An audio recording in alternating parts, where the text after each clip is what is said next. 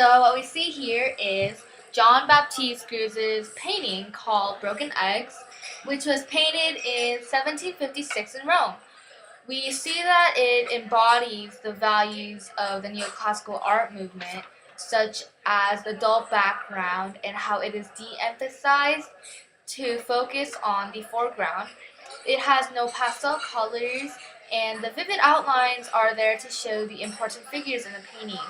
The neoclassical arts all teach a morality lesson to educate the public, and it refers back to the classical age. Yeah, and so the neoclassical art movement was brought about as science and reason began to rise over the church in power, and the bourgeoisie also felt that they should rise and challenge the aristocracy. The bourgeoisie hated the nobility, and they were therefore disgusted by the Rococo art, which showed the frivolous and decadent lifestyle of the upper class. They thought it was disgusting and meaningless, showing that the nobles had almost reached some sort of immortality. And it also raised their status by showing they actually had some time to do a lot of these things.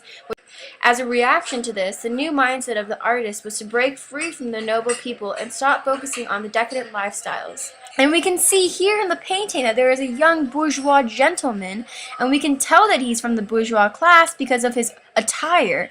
And he's being held back by the older woman who is pointing at the mess of the broken eggs on the ground.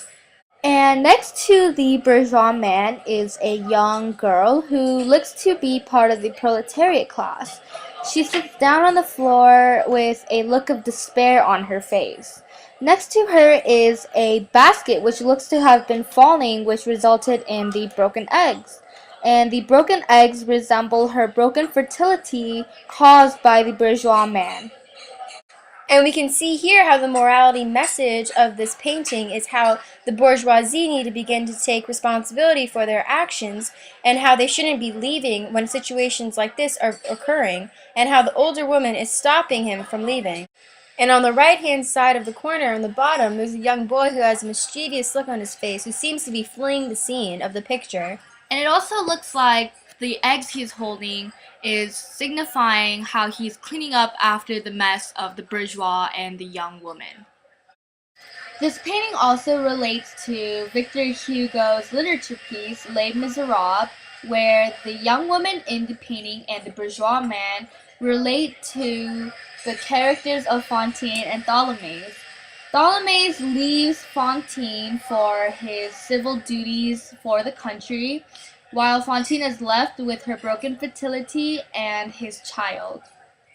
And we can also see how Fantine and Tholomyès, and as well as this bourgeois man in this painting and the young innocent woman, relate to and represent the Songs of Innocence and the Songs of Experience texts written by a famous and very profound author named William Blake, who wrote these series of poems to show how characters such as these represent and embody the ideas of innocence and experience.